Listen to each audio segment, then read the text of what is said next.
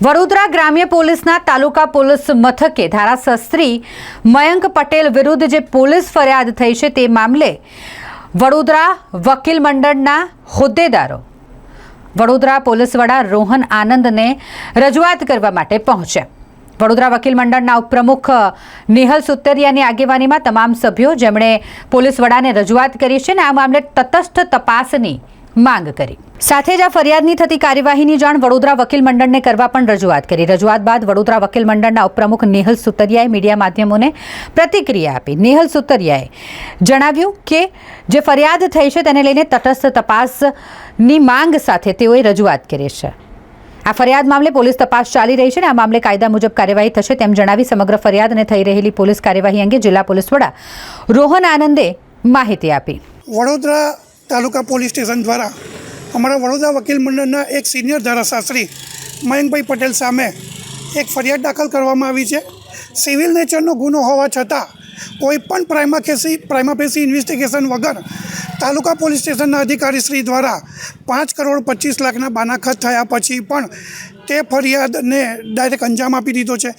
તે જ પોલીસ સ્ટેશનમાં તે જ અધિકારી દ્વારા અગાઉ તેમાં અરજી આપવામાં આવેલી એ અરજી ફાઇલે કરવામાં આવી પછી જેમ દાળમાં કાઢું હોય તેમ તરત જ તે પોલીસ સ્ટેશન દ્વારા તેમાં આ જ વકીલશ્રી અને તેમના માતૃશ્રી વિરુદ્ધ ફરિયાદ દાખલ કરવામાં આવે છે।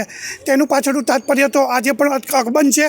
મારે તો પોલીસ અધિકારીશ્રીને તથા ડીએસપીને અમે આજે આવેદનપત્ર આપ્યું છે કે આ ગુનાનું સચોટ તપાસ થવી જોઈએ।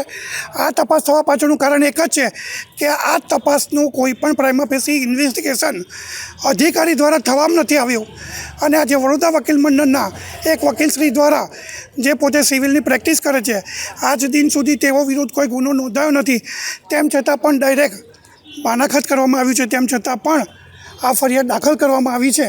ત્યારે હું ચોક્કસપણે અધિકારીશ્રીને પણ વિનંતી કરી કે આની સચોટ તપાસ થાય અને આનું તારણ કાઢવામાં આવે એવી મેં સાહેબને વિનંતી કરી છે। એસપીએ શું આશ્વાસન આપ્યું? એસપી સાહેબે અમને આવેદન આપ્યા પછી એમણે આશ્વાસન આપ્યું છે કે અમે ચોક્કસપણે આ ગુનાની તપાસ કરીશું અને તેના જડ સુધી જઈશું અને આશ્વાસન આપ્યું છે કે જે આરટીઆઈ તમે માગી છે વકીલશ્રીઓ દ્વારા એ આજે તમને આરટીઆઈની કોપી તમને મળી જશે। શું માનો છો આમાં કંઈક રાજકીય પક્ષ અંદર ઇન્વોલ્વ હોય? કારણ કે આ પ્રકારની ડાયરેક્ટ જ ફરિયાદ દાખલ થવી શું માનો છો? હવે આ જે વિષય છે રાજકીય પક્ષ છે કે નહીં એ તપાસ કરનાર પોલીસ અધિકારીનો વિષય છે। અમે એસપી સાહેબને આવેદનપત્ર આજે આપ્યું છે। હવે એમાં વધારે પ્રકાશ તો આપ એસપી સાહેબને પૂછો તો એ જ પાડી શકશે। ઓકે, આપણું શું સ્ટેન્ડ રહેશે હવે? બસ જો વડોદરા વકીલ મંડળના અમારા વિદ્વાન ધારાશાસ્ત્રી મયંકભાઈ પટેલને આમાં જો સચોટ ન્યાય નહીં મળે તો અમે આગળ કાર્યવાહી કરીશું। આપ લોકોને જણાવવાનું કે ગઈકાલથી એક દિવસ પહેલાં લેટ ઇવનિંગમાં એક બરોડા તાલુકા પોલીસને ફરિયાદ દાખલ થયેલી છે ચીટિંગમાં। એમાં ફરિયાદી મિનેશ પટેલ છે જે બરોડાનો જ રહેવાસી છે અને આરોપી તરીકે ધારાશાસ્ત્રી મયંક આર પટેલ અને એમની મધરનું નામ છે। વિષય જમીનનો ખરીદ વેચ લાગતું વિષય હતું અને આક્ષેપ કાંઈ એવા હતા કે બાનાખત થઈ ગયા પછી પણ જે આરોપીઓ હતા એ દસ્તાવેજ નહીં કરી આપતા હતા। તો એ અરજી ભૂતકાળમાં આવેલી હતી અને અરજીનો પ્રાથમિક કન્ટેન્ટ જોઈને એની પ્રાથમિક તપાસ વગેરે કરીને ગુના નોંધવાપાત્ર છે એવા અભિપ્રાય સાથે પોલીસ સ્ટેશનમાં મોકલવામાં આવેલા હતા અને પછી ફરિયાદ દાખલ થઈ હતી।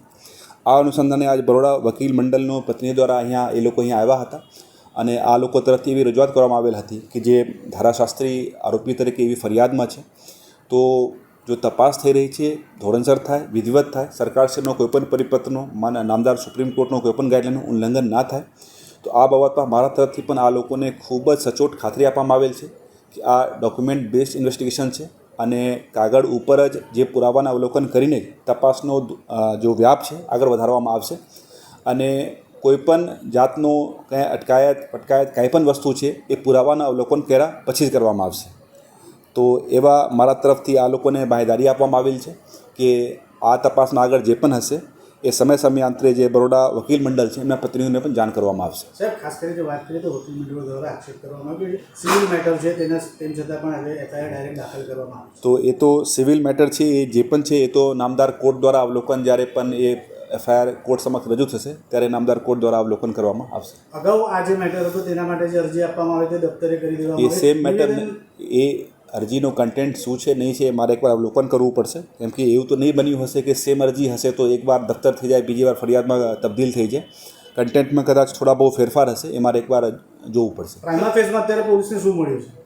હા પ્રાઇમા ફેઝમાં અત્યારે એ પોલીસ એકવાર આઈઓસીને આપણે પૂછવું પડશે કે તપાસ એ કરી રહ્યા છે અને ડોક્યુમેન્ટ બેઝ ઇન્વેસ્ટિગેશન છે તો પહેલાં જે આપણા ફરિયાદી છે એમની પાસે એ કયા ડોક્યુમેન્ટ રજૂ કરતા હોય છે પછી જે ધારાશાસ્ત્રી છે એમની મદર છે એ શું ડોક્યુમેન્ટ્સ રજૂ કરતા હોય છે આ ઉપર તપાસ ચાલવાની ફરિયાદીના નિવેદનમાં શું આવે? એકવાર આપણે આઈઓસીને પૂછવું પડશે સર તપાસ અધિકારી કોણ છે અને એ આપના સુપરવિઝનમાં તપાસ હા એ તાલુકા પીએસઆઈ આર મિશ્રા સાહેબ એમની તપાસ કરી રહી છે તો એમને કોઈ આપને રિપોર્ટિંગ નથી કર્યું કે આ મામલામાં આ રીતનું છે અને એ રીતે એ બધું રિપોર્ટિંગ જે પ્રોપર ચેનલમાં કરાવવાનું હોય છે એ મારી કચેરીથી પરમિશન લઈને જે ફરિયાદ દાખલ થઈ છે ફરિયાદીનો મુખ્ય હેતુ કંઈ સામે આવે છે? એ તો હેતુ તપાસ 2 દિવસ પહેલાંથી ચાલુ થઈ છે એ તો જ્યાં સુધી છેલ્લે આગળ વધશે તો ખ્યાલ આવશે આનામાં કોઈ માસ્ટર માઇન્ડ હશે તેની પણ તપાસ કરાશે? અત્યારે આ બાબતમાં હું આપને કંઈ નહીં કહી શકું છું કે હાર્ડલી 1.5 દિવસ થઈ છે ફરિયાદ દાખલ થઈ એમાં અત્યારે આપને સચોટું કંઈ નહીં કહી શકું ઠીક થેન્ક યુ